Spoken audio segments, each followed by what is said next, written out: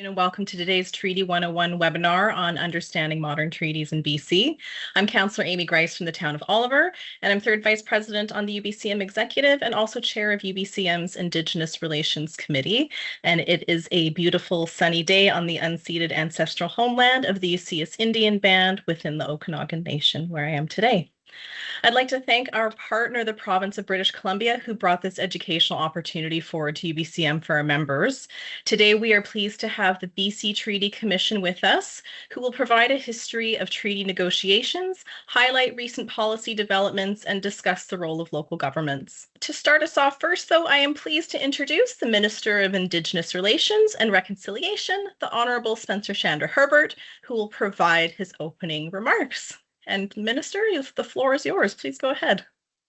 Thank you very much, Councillor Grice. Good afternoon. I want to acknowledge I'm here joining you on the territories of the Lekwungen peoples, the Songhees and the Esquimalt here in beautiful Victoria in our capital regional district. And I do that because I'm allowed to, but I also do that because I think it's important to recognize the peoples who've been here since time immemorial, that we now live and work and support each other in communities. So I wanted to acknowledge all of you for joining us today. You didn't have to, but clearly you're interested in finding a better path of working together to build prosperity, community, and better relations with each other and with the land and in togetherness. So in your communities as councillors, regional district chairs, members, mayors, staff, etc. I'm sure I'd left somebody out,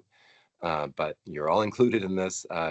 You do that work of making life better day by day, and that's what treaties do in a government-to-government relation between the province, Canada, and the nation in conversation and collaboration with you in the work you do as well.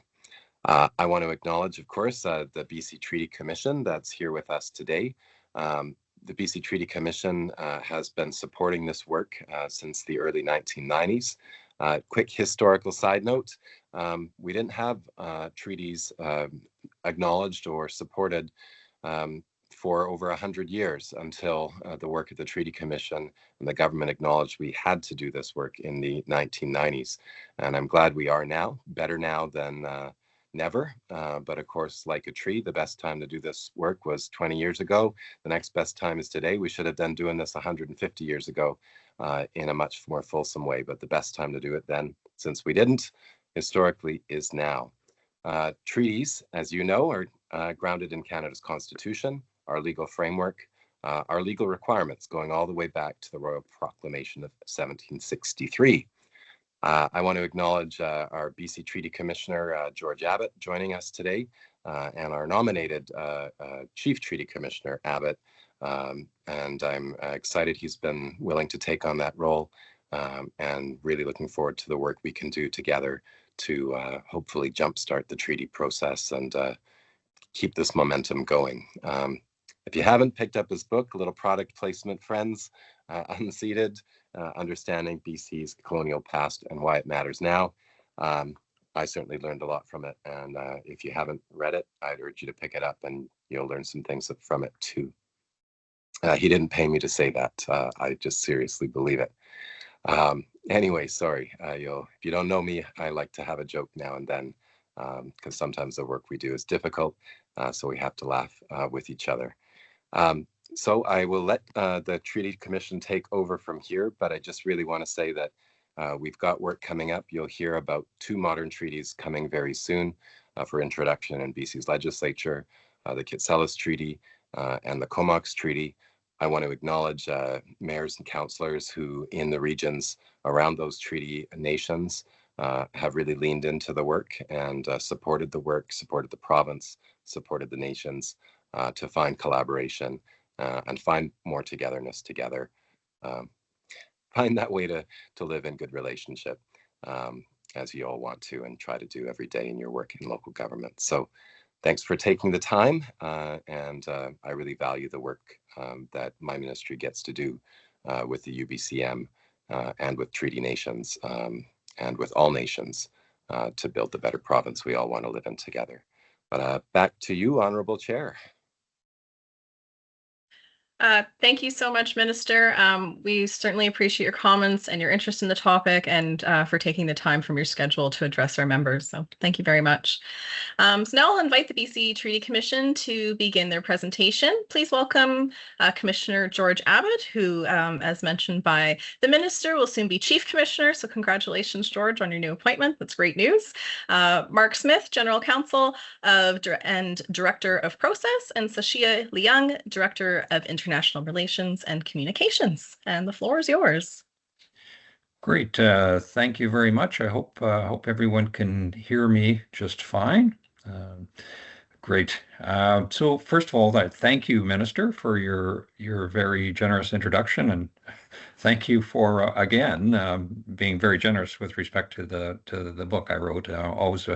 Always appreciate that, and I'll have to buy you a beverage someday to pay you back, I hope, for your generous comments.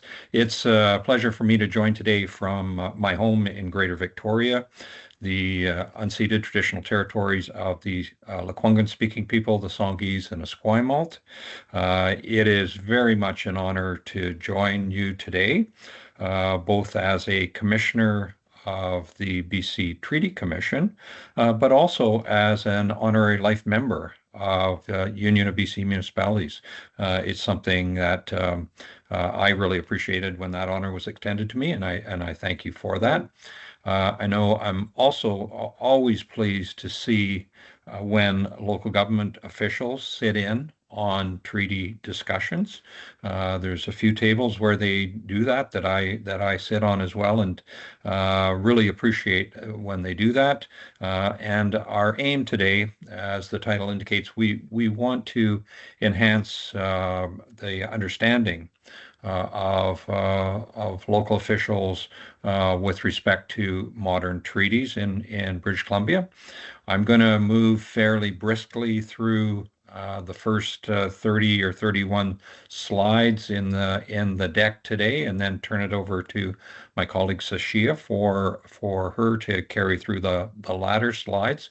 But we do want to preserve some time for questions and answers, so I'll try to be as brief as I can. So overview here, why treaties? We want to provide some historical and legal context to treaty making in this province.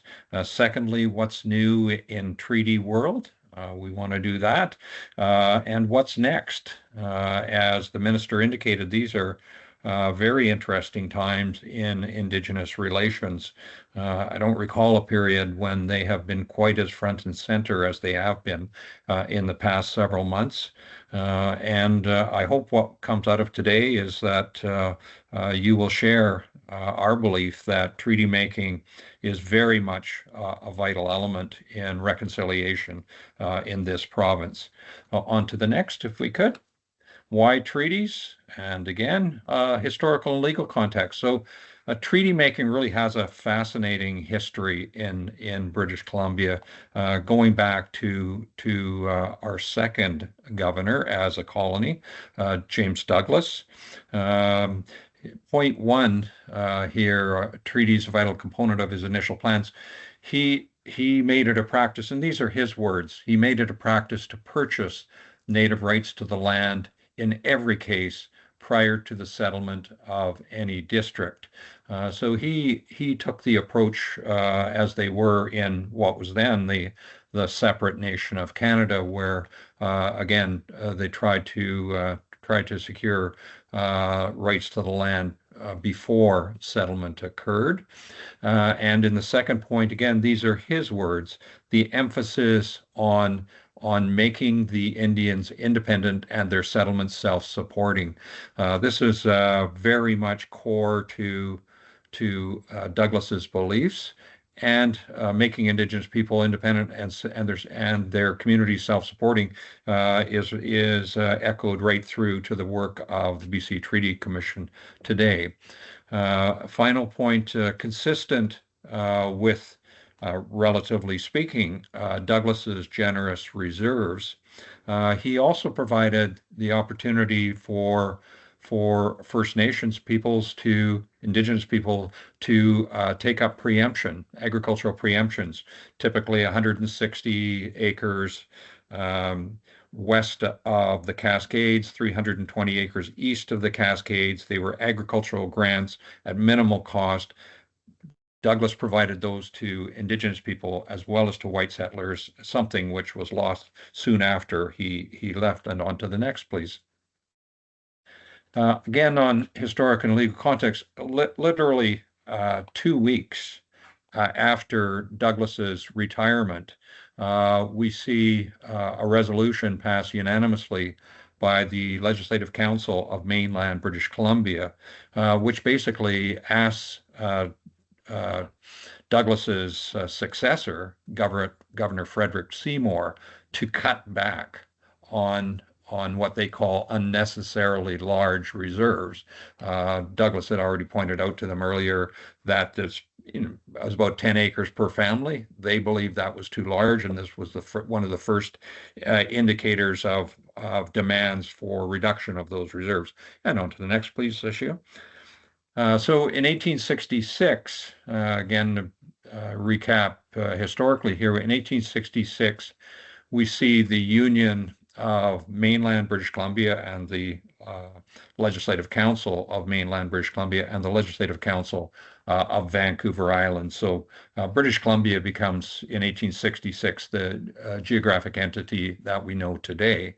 One of the things that you see very early in the transcripts of the United Assembly is resolution that, again, asks His Excellency the Governor, still Frederick Seymour in this case, urging the desirability of having the Indian reserves of the colonies reduced to what is necessary for the actual use of the natives. This is a familiar theme at the Assembly. One of their officers, Chief Commissioner of Lands and Works, Joseph Trutch, enthusiastically receives this direction from the Legislative Council, and these are his words: he believed farmland was of no real value to the Indians and utterly unprofitable to the public interests. He believed it was, quote, both just and politic that reserves should be reduced to lands only as are sufficient for their probable requirements for purposes of cultivation and pasturage, and the remainder of the land now shut up in these reserves should be thrown open for preemption. So that is very much the consistent belief of Trutch and many of the legislators around him. And on to the next, please. So these are, I think, really important points in terms of legal context. Trutch was very dismissive of Douglas's approach to Indigenous title and treaty. The title, and it's quote in his words, the title of the Indians in the fee of the public lands or of any portion thereof has never been acknowledged by government, but on the contrary is distinctly denied. Similarly, Trutch, when he's looking at the Douglas Treaties on Vancouver Island, those 14 treaties that were undertaken by Douglas, he dismisses them as this: they were for, quote, for the purpose of securing friendly relations between those Indians and the settlement of Victoria, then in its infancy, and certainly not in acknowledgement of any general title of the Indians to the land that they occupy. And on to the next. So as we move into the period when British Columbia and Canada are considering union in 1870, they obviously both sides are talking among themselves and between the Government of Canada, Government of British Columbia. Interestingly, Indigenous relations was not a principal concern of either government. For British Columbia, it was colonial debt, how they would be represented in Ottawa, getting a transnational railway. Those were key on British Columbia's side. On Canada's side, it was all about building a nation from sea to sea before the United States extended their hand north and created a nation along the Pacific. So that was their concern. So the terms of the union, and again, this is, I think, a really important point in understanding the turmoil that followed Confederation. The terms of the union gave responsibility for, quote, Indians and lands reserved for Indians to the federal government, but dominant control of public lands, also known as crown lands, from which reserves would be created or hypothetically expanded. Those remained in the those became the authority of the province. This very much became a recipe for tension and conflict in the decades ahead. And on to the next, please. So as BC joins Canada in 1871, small reserves were very much the order of the day. The BC government's reckoning was 6 acres per family after the reductions had been made by the colonial legislatures. The other thing that's going on in 1871, and it's very important to note, is that the first of the numbered treaties being negotiated and completed by Canada east of the Rocky Mountains were being put in place. Those treaties, and they started on the Manitoba end of the prairies and moved westward from there with the numbered treaties. But typically, the reserves offered in those treaties, those numbered treaties, averaged 160 to 640 acres per family. They generally got larger as treaties were being completed across the prairie provinces. On to the next, please. So pivotal question in our history is, given the 14 Douglas treaties, given Canada's numbered treaties that were underway east of the Rockies, why were treaty processes not seriously considered in the new province? Well, great question, and there's a number of elements to the answer, but if we go on to the next, you'll get a sense of that. One of the reasons was, and you recall Joseph Trutch as the Chief Commissioner of Lands and Works. Trutch becomes, as British Columbia becomes a province of Canada, he becomes the first Lieutenant Governor of the province. He is not only an influential figure as a member of the Legislative Council before Confederation, but also he becomes very much a confidant, an advisor to Macdonald. And what you see here is Trutch in a letter to Prime Minister Sir John A. Macdonald, laying out his view of why the numbered treaty process should not be extended to BC. The Canadian system, as I understand it, will hardly work here. We have never bought out any Indian claims to land, nor do they expect that we should. If you commence to buy out Indian title to the lands of BC, you would go back on all that has been done here for 30 years past, end quote. And that was, it wasn't only Trutch that held that view by any means, but he was particularly influential and I think discouraging any thought by the federal government that they would extend their numbered treaties into British Columbia. Similarly, BC's resistance to treaty. Canada suggests they're not going to do any treaties. They recognize, so they say, how does this sound to you, British Columbia? That each family be assigned a location of 80 acres per land of average quality, which shall remain permanently the property of the family whose benefit it is allotted. So at the time, there was a lot of discontent among Indigenous peoples and communities in the province, and they say, this should remove any spirit of discontent. Next slide, please. So the province responds to the Government of Canada saying, no, 80 is way too large and inconsistent with what we have done here in the past. How does 20 acres per family sound to you? A maximum, I should say, of 20 acres per family. How does that sound to you? The Government of Canada tests that 20-acre proposition by going on with surveyors onto the reserves of the Tsawwassen and the Musqueam in 1874, and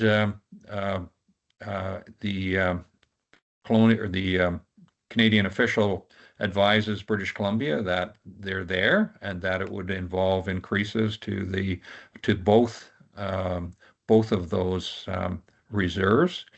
The provincial government is confused, not uncertain how to proceed. They asked for the advice of Lieutenant Governor Trutch, and he advises them with this. Quote, the lands conveyed in the expansion of existing reserves would probably be the best quality available. Such lands are in request for the purpose of actual and useful settlement, and it is contrary to the public welfare for such lands to be left uncultivated in the hands of a nominal and irresponsible proprietary. End quote. So this is the dominant theme in Trutch's view on Indigenous relations, and indeed I think it's shared by many of his colleagues in government. So without treaties, a key colonial practice fosters Indigenous dispossession. So not surprisingly, Government of Canada asks, so how is it that you've laid out reserves in the past? And this is the answer from the Surveyor General, and I'll read all of it because it's really important in understanding the dilemma we are in today. It has been generally the practice to lay out on the ground the Indian reserves synchronously with the settlement of the district by the whites. This system has been found effectual and less costly than that of surveying the reserves altogether, as they are naturally scattered and often at great distances apart. End quote. So they're not doing they're not doing reserves in advance of white settlement. They're doing it with it. The result, and you see this all the time in the annals of our history, is that very often, particularly after Douglas's retirement, reserves were constructed around the residual guts and feathers that remained after settler demands had been met for the best of the lands. And on to the next, if we could, please. So the consequences of this colonial policy on reserve creation shows up as early as 1874, and Father Grandidier is very much an observer of Indigenous relations and provincial practices at that time, and his quote here is entirely accurate. Quote, their reservations have been repeatedly cut off smaller for the benefit of the whites, and the best and most useful part of them taken away till some tribes are corralled on a small piece of ground, as at Canoe Creek and elsewhere, or even have not an inch of ground, as at Williams Lake. In the case of Williams Lake, the federal government, Canada, had to acquire the so-called Bates Ranch, 1,400 acres, to find a home for the Williams Lake First Nation. That was the challenge that existed there. And on to the next, please. So again, this is just a quote to indicate how persistent this challenge is, and this is Indigenous leaders in 1911 asking, in terms similar to Grandidier in 1874. Why should we be expected to make a good living off 4 or 5 acres of land, whilst 320 acres was deemed none too much for a white man? A few reserves may appear large on paper, but what amount of good land in them? And they go on to say, we cannot live and cultivate rocks, side hills, and places where we can get no water.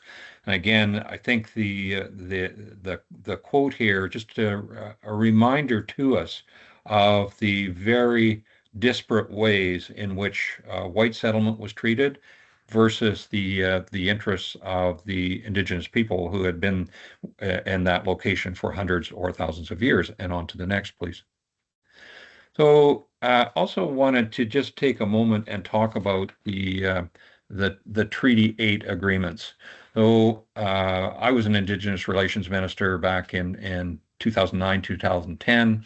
I asked, so how the heck did BC, with its ongoing resistance to 20 acres per family, how could they possibly go along with a treaty that offered in the Treaty 8 areas 640 acres per family? The answer is by ignoring Canada's request for participation, advice, or even acknowledgement that Canada was undertaking. So they right from the start and to the finish, they very pointedly ignored any correspondence from the Dominion government of Canada on the issue. It comes up even in the 1990s.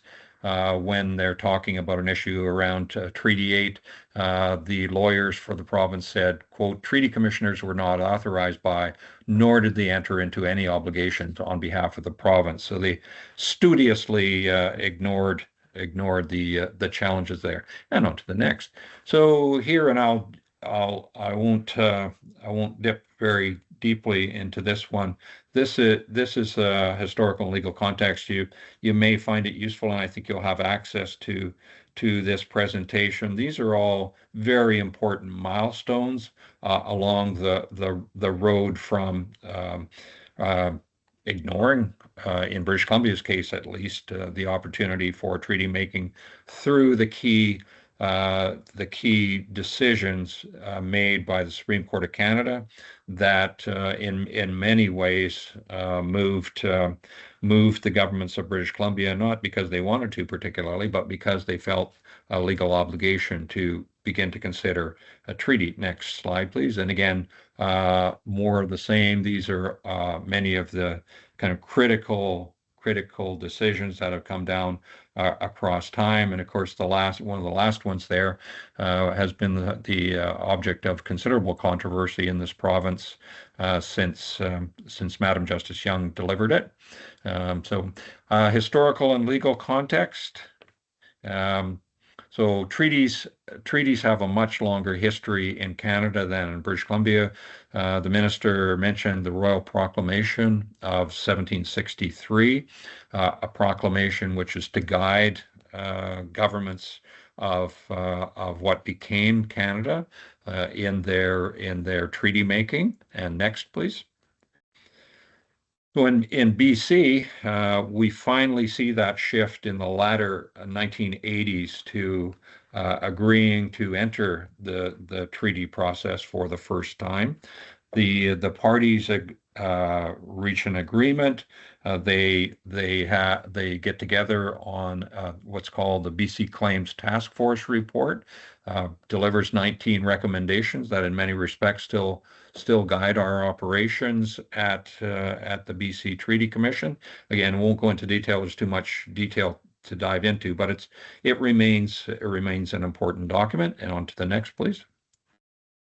So here's this is the three entities, the three principles that comprise that guide the BC Treaty Commission and fund the BC Treaty Commission: British Columbia, Canada, and the First Nations Summit, collectively referred to as the principles.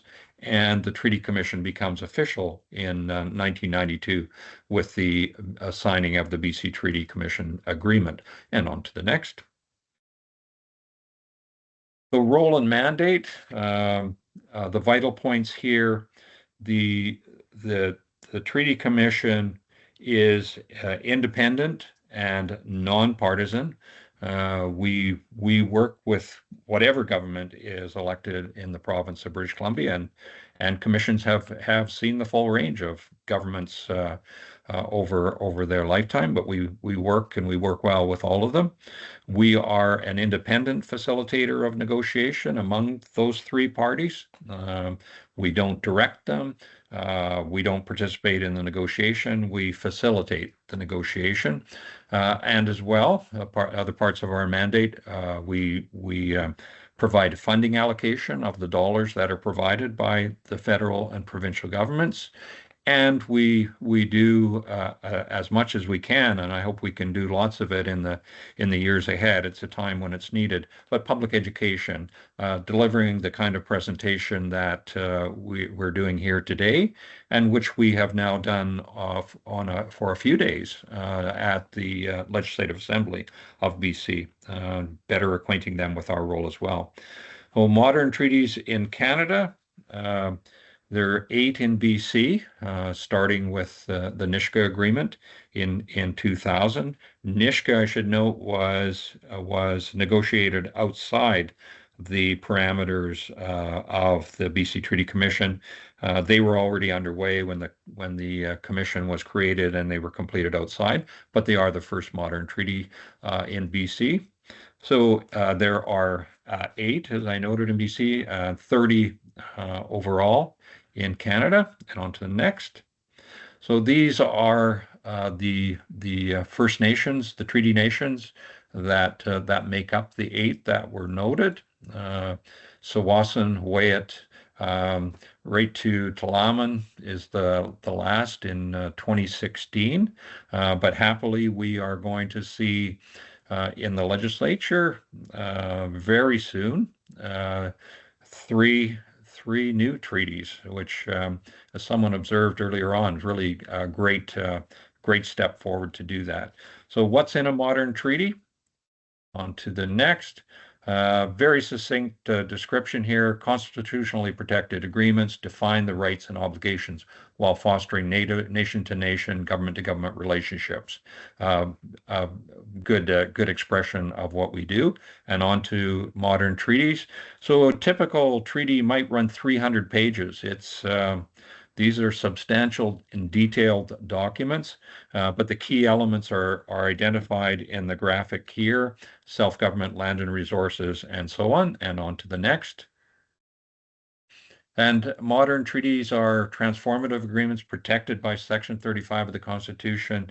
Again, this is the detailed roadmap on how First Nations, treaty nations, I should say, BC, Canada will fulfill their responsibilities under treaty. And on to the next.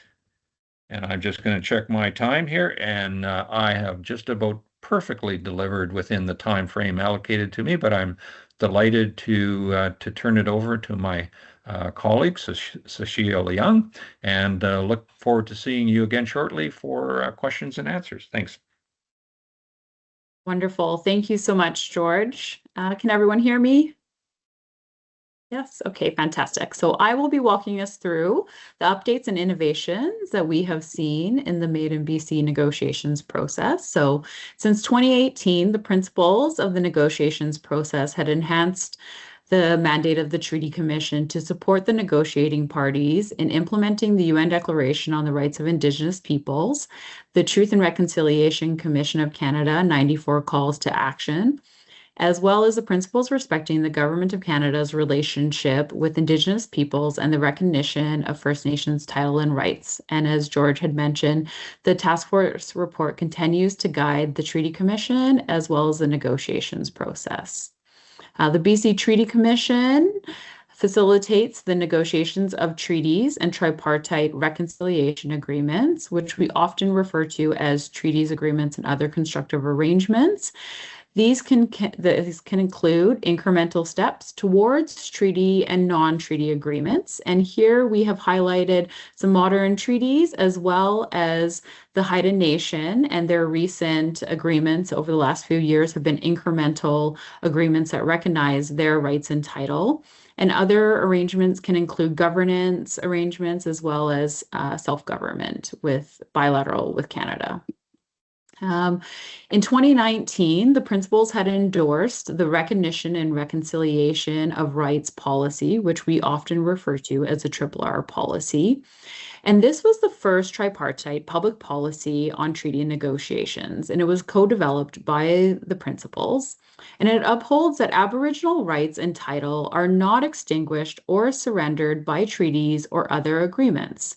It recognizes that treaties are living agreements, and it strongly encourages flexibility, innovation, and collaborative approaches to negotiations and agreements. Within these agreements and the policy, it does create a lot of certainty and predictability. And of course, as we know, certainty provides a lot of clarity and predictability for all parties, which creates transparency and accountability measures to expedite economic investments, as well as create lasting reconciliation in the province of British Columbia.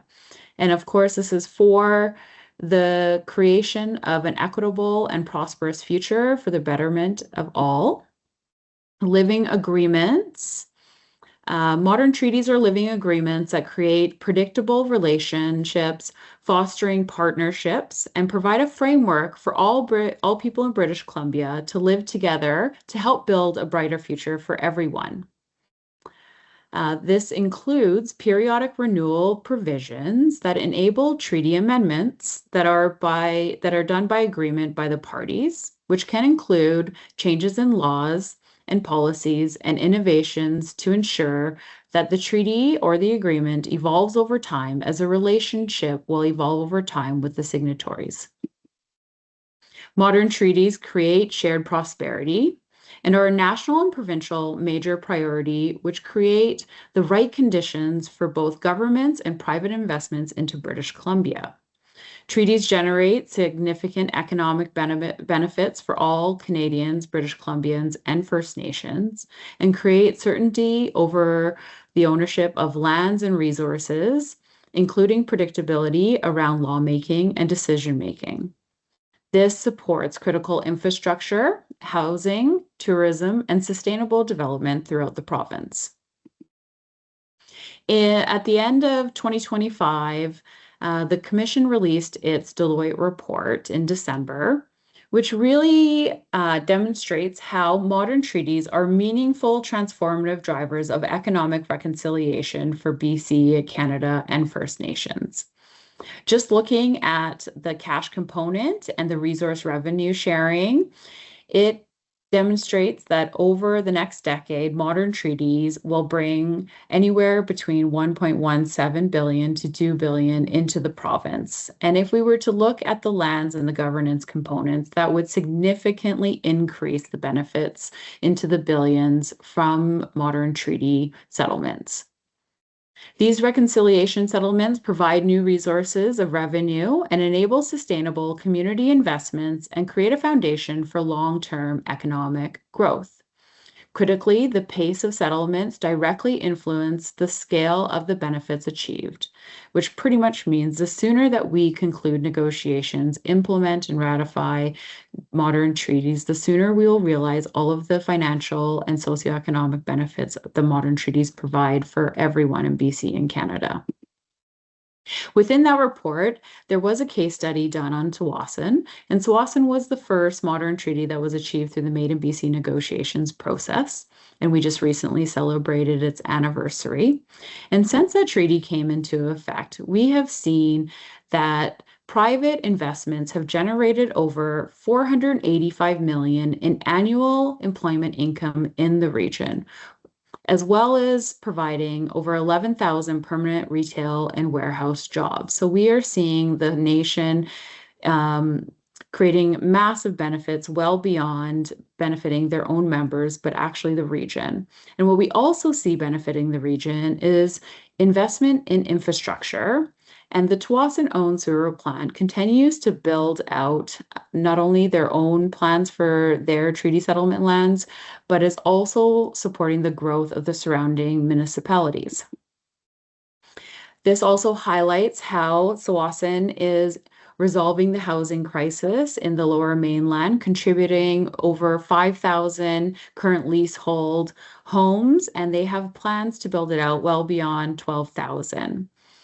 What we also seen since treaty effective date is that the Wellbeing Index has increased for their members as well as non-First Nations in the region. And this is much higher than even the national Wellbeing Index across the country. So we are seeing that everyone is benefiting from modern treaties and its shared economic prosperity by unlocking the economic potential of treaty lands. I'm just going to provide a bit of an update of negotiations. So currently underway, we have 37 self-determining First Nations that represent 61 current and former Indian Act bands that are in negotiations or implementing a modern treaty. The blue highlights active negotiations, and this highlights their traditional territories. And the bronze highlights the traditional territories of the modern treaty nations, not necessarily their treaty settlement lands, but it will be within their traditional territories. Of course, we recognize that overlaps and shared territories existed before the Made in BC negotiations process and will likely continue to exist much longer after implementing treaties. But we've really highlighted some key quotes from former chief commissioners, which really highlight that First Nation to First Nation engagement on overlap and shared territory matters as best resolved amongst First Nations. The RRR policy does provide for the Government of Canada and British Columbia to enter into overlap and shared territory agreements with First Nations, and other facilitations include the Treaty Commission facilitating negotiations or bringing in third-party facilitators to help resolve some of these matters and create lasting relationships. Some recent milestones include these 3 treaties, which the Minister and Commissioner Abbott have also spoken about. So Comox and Kitsilus and Kitsum-Kalem each ratified their treaties in 2025 with overwhelming participation in voter turnout, and as well overwhelming approval for their treaty and their constitution, really signaling a strong mandate from the First Nation to move forward with British Columbia and Canada in implementing these living agreements. So what is next for all of us? Working together to advance modern treaties will create a stronger British Columbia, which ensures a mutually benefiting, lasting reconciliation for everyone. Modern treaties, agreements, and other constructive arrangements are nonpartisan priorities and will require the cooperation of everyone. We have after a treaty is negotiated and initialed, ratification takes place with First Nations ratification, followed with provincial ratification, and then federal ratification. And then we move into a treaty pre-implementation time, which gives everyone, the First Nation, all governments, including local and regional governments, to prepare for the implementation of the modern treaty. And then the treaty will come into effect. And the next slides will highlight more of the local government and regional government. But before I get there, it's just during ratification, it's important to understand that these negotiations have included consultation with third parties, external stakeholders, interest groups, local governments, and industry throughout the process. And here we have kind of outlined how local and regional governments are represented at the negotiation tables. Of course, British Columbia represents their interests and the public's interests. And often we do see local and regional representatives that sit at the negotiation tables. The negotiations are confidential, and local governments are consulted on the negotiations as well as consulted on the land package. On effective date, the First Nation and the local government will manage their intergovernmental relationships, and they may enter into agreements that will continue the delivery of services. When a First Nation becomes self-governing, the treaty includes membership to a regional district, and the First Nation can decide when and if they will take up that seat on the regional district. And what we also have observed from the Treaty Commission is that we recognize that UBCM and local First Nations are doing that work, are advancing lasting reconciliation. And we've shared here a couple of examples from Kitsilus and Snuneymuxw. And these next slides will just highlight a lot of the agreements that have also taken place across the province and throughout our negotiations process, which are incremental, have provided land transfers, have provided oversight on children and families. We've also highlighted key policies and innovations that have happened since the beginning of the negotiations process. And these are a few, of course, that we will see come before the BC legislature in the coming weeks, which will be Comox and Kitsilus. So thank you very much. We now will have time for questions. And if we don't get to all of your questions, I will just highlight that the Commission can be reached at communications@bctreaty.ca. And then if you have questions for the Government of BC, we've also provided their email there. Thank you.